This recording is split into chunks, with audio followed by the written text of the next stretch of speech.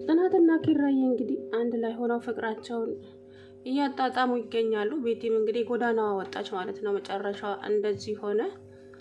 አይ መጨረሻ ራስ ወዳድነት አንዳንዴ እንደዚህ ያደርጋል። እንደገና ደግሞ የእናንተ ባልሆነ ነገር ላይ ስትደክሙ መጨረሻውም አያምርም ማለት ነው። እውነት ለመናገር ቤቲ አሳዘነች የመጨረሻ ላይ እውነት አያችሁ። እሱ ምንም አይነት ለእሷ ምንም አይነት ፍላጎትና ስሜት እንደሌለው ትናንትና ተረዳውኝ። እንዴት አትሉም? ትናንትና እሱ ያኔ እንደዛ እብድ ሆና ከቤት አውጥተዋት ውጪ ላይ ሲያስቀምጧት ራሱ ቆሞ ዝም ብሎ እያያት ነበር እንጂ ምንም ያለው ነገር የለም። ጭራሽ ኑ ወደ ቤት እንግባ ብሎ እነ ጽናትን ይዞ ወደ ቤት ገባ ማለት ነው። አያችሁ። ስለዚህ ምንም አይነት ፍቅርም ሆነ ስሜት የለውም ለቤቲ። የሆነ ስሜት እንኳን ፍቅር ቢሆን እንትን ይል ነበረ፣ ግን ምንም አላዘነላትም።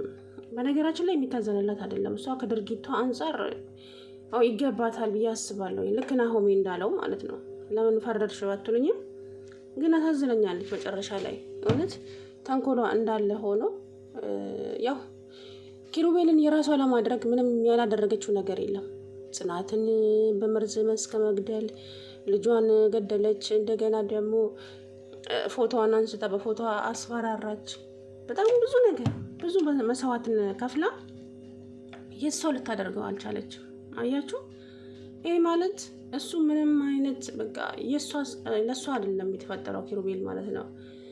ዝም ብላ ስትደክም ኖረች። 5 ዓመት ቀላል አይደለም እኮ ጎበዝ። 5 ዓመት ማለት እንዴት ነው ነገሩ? ሌላ አግብታ እኮ አንድ ልጅ ትወልድ ነበረ ለመናገር ማለት ነው። እና እንግዲህ ጽናት ማነሽ ቤትዬ እንግዲህ አይዞሽ፣ ያው ፈጣሪ የተሻለውን ላንቺ ይስጥሽ። ግን ዳግመኛ እኔ የምለምንሽ ነገር ዳግመኛ ወደ ህይወታቸው እንዳትመጪ። በቃ የራሳቸውን ህይወት ይኖሩበት። ደከምሽ፣ ብዙ ለፋሽ፣ ያንቺ ልታደርጊው አልቻልሽም። ስለዚህ ከአሁን በኋላ ደግሞ ተንኮል ጠንስሽ እመጣለሁ ብትይ አሁንም ድክመት እንጂ ምንም የምታተርፊው ነገር የለም። አሁን እንግዲህ ወይ ህይወትሽን ያሳጣሻል ወይ ደግሞ እንግዲህ የሚፈጠረውን አላቅም ዳግመኛ ወደ ህይወታቸው ከመጣሽ። ስለዚህ የራስሽን ህይወት ፈልጊ ማለት ነው። አሰላሙ አለይኩም ወራህመቱላሂ ወበረካቱ። ውድና የተከበራችሁ ቻናል ቤተሰቦች እንዴት ናችሁ? ደህና ናችሁ ወይ? እኔ ያለው አልሐምዱሊላህ። እንግዲህ ጽናትና ኪራ አዲስ ፍቅር እያሽኮረመመ ወዲያም ወዲህ እያረጋት ነው ማለት ነው። ጽናትዬ እንግዲህ እየተሽኮረመመች ነው። ደስ ይላሉ ማለት እንግዲህ ፈጣሪ እንደዚሁ ያዘልቅላችሁ። የሚረብሻችሁን ሰው ፈጣሪ ይሰርላችሁ ነው የሚለው። ዳግመኛ ወደ ህይወታችሁ ከመጣቸው እናንተም ሰው አትሆኑ። እሷም ደግሞ ያው በማታገኘው ነገር ላይ ልፊ ቢላት እንጂ ከአሁን በኋላ እንኳን ኪሩቤል ልታገኝ አይመስለኝም የምትመጣው። እውነት ለመናገር ይሄ ሁሉ አመት ደከመች፣ የራሷን ልታደርግ አልቻለችም። ስለዚህ እነሱ አሁን በቃ ፍቅራቸውን ያጣጥሙበት። ሽማግሌ እንግዲህ ነገ አባባ ጋር ይላካል። እኔ መላችሁ እዛ ገጠር እኮ በቀለ አለ። እሺ በቄስ እንዴት ያደርጋል? አሁን የጽናት አፍቃሪ እኮ በቀለ ገጠር አለ ማለት ነው። አንቺ እምቢ ብለሽ አላገባህም ካልሽኝ እጠልፍሻለሁ እያላት፣ ለዛም ነው ወደ ገጠር መመለስ የማትፈልገው ማለት ነው። ወደ ገጠር ተመለስኩኝ በቀለ ይጠልፈኛል እያለች ነበርና አሁን እንግዲህ አባባ ጋር ሞቅ ያለ ሽምግልና ይላካል። ወይ ሰርግ ነው ነገ። እንግዲህ ኪራዬና ጽናቴ መልካም የጋብቻ ዘመን ይሁንላችሁ። ቤቲም እንግዲህ አይዞሽ። እንግዲህ ናሆሜ እንዳለ ሰምቷቸዋል አይደለ? ናሆም ምን አለ መሰለሽ፣ ለቤቲ ይሄ ይገባታል ባልልም የእጇን ያገኘችው አለ ማለት ነው። ስለዚህ ጽናት ደግሞ እኔ የጥፋተኝነት ስሜት እየተሰማኝ ነው ስትል፣ አንቺ ምን አደረግሽ? እንደዚህ የሆነችው እኮ ኪራን በማጣቷ ነው። ኪራን ካጣች እኮ ቆይታለች እሷ አለ። ኪራን ካጣች በጣም ብዙ ጊዜ ቆይታለች። ምክንያቱም አልፈልግም ካላት ራሱ በጣም ቆይቷል። እሷን ቢብላ ነው እንጂ እና የእጇን ነው ያገኘችው። አንቺ ብትሆኚ በእሷ ቦታ ዛሬ እንደዚህ ያበድሽው ደስታ ተሞልታ ነበረ። አረ እንደውም ሻምፓይን ትበትን ነበር አላት ማለት ነው። እና እውነቱን ነው፣ ደስተኛ ነበር የምትሆነው ጽናት ብታብድ ኖሮ ማለት ነው። ስለዚህ ያው ፈጣሪ ደግሞ የውስጣቸውን ያያልና እኔ ጽናት ምንም አይነት ጥፋት አለባት ብዬ አላስብም።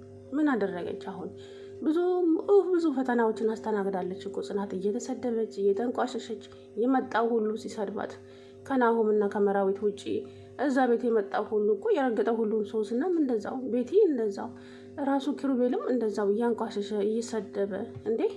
ያው መጨረሻ ላይ ግን ያው እሱ እንኳን ያው እንደዛ የሚሰድባት ስለሚወዳትም ነው።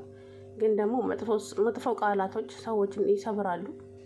የእውነት እኔ በዱላ ብመታ ነው የሚሻለኝ። አጉል ስድብ መጥፎ ነው፣ ውስጣችሁ ቅስማችሁን ይሰብረዋል። እና እንግዲህ ጽናት ምንም አይነት ጥፋት የለባትም፣ ግን መጨረሻችሁ ይመር።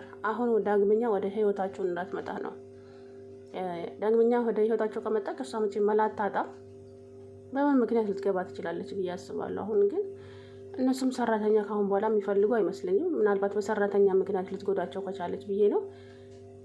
ያው ደግሞ ወይ እንደ በፊቱ የኔ ቢጤ መስላ ገብታ ልታጠቃቸው ከቻለች አላቅም፣ ብቻ አላቅም። እና እንግዲህ ነገ አባባ ጋር ሽምግልና ይላካል። ጽናትና ኪራዬ እንግዲህ ህይወታቸውን እንደ አዲስ ይቀጥላሉ ማለት ነው። ፍቅራቸውን ትላንት ሲገላለጹ ትላንት እያለቀሰች ነበር እውነት ለመናገር እኔ የጥፋተኝነት ስሜት እየተሰማኝ ነው ምናምን ስትል፣ እንግዲህ አንቺ ምንም ያደረግሽው ነገር የለም፣ እኔ እኮ እሷን ከነገርኳት ቆየው በጣም ቆይቻለሁ፣ አልሰማ ብላኝ እንጂ ምናምን አለ ኪሩቤል ማለት ነው። ምክንያቱም አልወድሽም ካላት በጣም ረጅም ጊዜ ሆኗል። ስለዚህ ምን እያሰብሽ ነው? ምን እያሰብክ ነው ብላ ስትነግረው ራሱ ብዙ ነገር በጣም ብዙ ነገር፣ ቆይ እኔ ሰው አልመስልህም እንዴ? እኔ አጠገብ ሆኜ እንዴት ብዙ ሌላ ታስባለህ ስትለው፣ እኔ አሁን የሚታየኝ አይኔ ላይም ሆነ ልቤ ላይ ሌላ ሰው ነው፣ ሌላ ነገር ነው አላት ማለት። ያ ማለት እሱ ጽናትን ነበር እያሰበ ያለው። የዛን ጊዜ ራሱ ነግሯታል፣ ግን እሷ መስሚያ ወጥቶ ሆነ እንጂ መጨረሻውም ይኸው እንደዚህ ሆነ እንዳያችሁት። በቃ አሁንም ደግሞ ኪሩቤል መጣ፣ ኪሩቤል ሄደ እያለች ገራባዋን ይዛ ያው እብድብድ ትጫወታለች ማለት ነው። መንገድ ላይ ሰዎችን ይዛ ያፈቀረ ያላፈቀረ ልብ አላችሁ፣ የተሰበረ ያልተሰበረ እያለች ጣሪ ሆይ ፌስታሏን ጠምጠም አድርጋ። ግን ጎበዝ ካራክተር ናት። በነገራችን ላይ ካራክተሯን በደንብ ሰርተዋለች። እውነት በጣም በሚገባ ሰርተዋለች ማለት ነው። ያው ብዙዎቹ እንደዚህ ሆነዋል። ብዙዎቹ ልብሳቸውን ላቸው ላይ እስከ መቀዳደድ፣ የምሬን ነው የምላችሁ፣ የሚወዱትን ሰው አተው በጣም የሚያፈቅሩትን ሰው በሞት አተውት ያበዱ ልጆች አሉና አላህ ከእንደዚህ አይነት ነገር ይጠብቅ። በምትወዱት ሰው አይፈትናችሁ። በእውነት ፈጣሪ በምትወዱት ሰው አይፈትናችሁ። የእናንተ ካልሆነም ደግሞ ቶሎ ብሎ ፈጣሪ ከህይወታችሁ ያወጣላችሁ እንጂ እንደዚህ 5 ዓመት ሙሉ የእሷ ባልሆነ ነገር ላይ አስባችሁታል? 5 ዓመት ቀልድ እኮ አይደለም እንዴ! ሌላ ብታገባ እኮ ወልዳ አንድ ልጅ ያድግበት ነበር በ5 ዓመት። እንግዲህ የእሷ ባልሆነ ነገር ላይ ብዙ መስዋዕት ከፈለች።